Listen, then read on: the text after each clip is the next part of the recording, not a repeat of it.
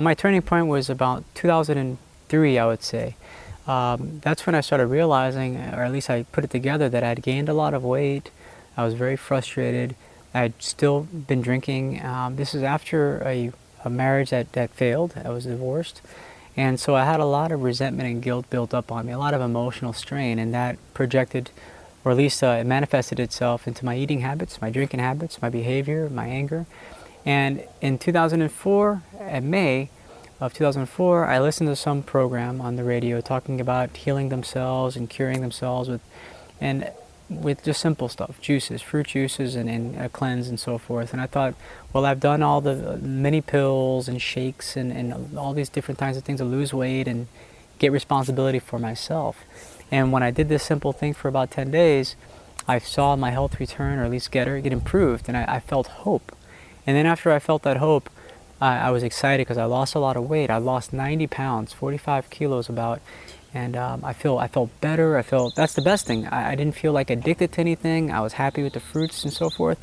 When you recognize the divinity within yourself, the God, the connection, something deep and powerful, when you recognize how powerful that is inside us, a soul, let's say, and then you recognize that the body is a temple, is like the housing of that beautiful spirit, beautiful everything, then that's the first responsibility, is recognize the divinity. Because then you can see the divinity in others. It's a beautiful feeling, the connection.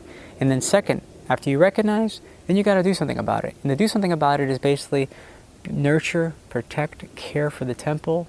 So recognize and care for the temple. Those two things. I think the Apostle Paul had wrote that the body is a temple and so forth. People read that.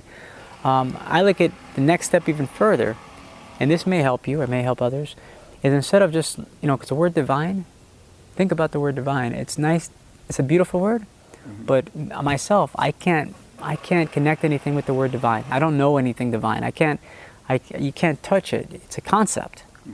Now, if I take that word divine and I think of baby, precious baby, adoration baby, I look at the baby inside. There's a baby inside me, there's a child.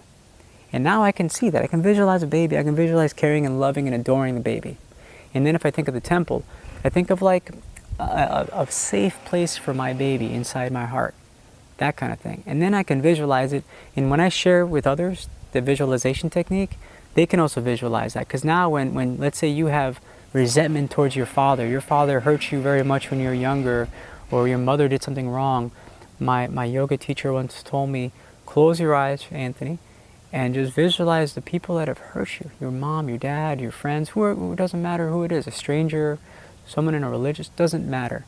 But look at them, close your eyes, and imagine them as nothing but a child. A 3 or 4-year-old child having a temper tantrum and hurting you. And then really, hold it inside your heart. Now you're not going to look at your mom or your dad, or whoever attacked you, as a bad person or a bad adult. You're going to feel bad. You're going to feel like this is a baby that's been hurt. And you're going to want to nurture. So that's a difference. Where divinity, typically when I think of divine, if I do, it's something awe and I can't touch it. It's beyond, it's beyond my touch. Yeah. I think of baby, I want to protect and adore and love and nurture. And that's the difference. It's the most beautiful feeling looking at it that way. And that's how we treat our body this way. Our emotions everything fits together like a beautiful puzzle.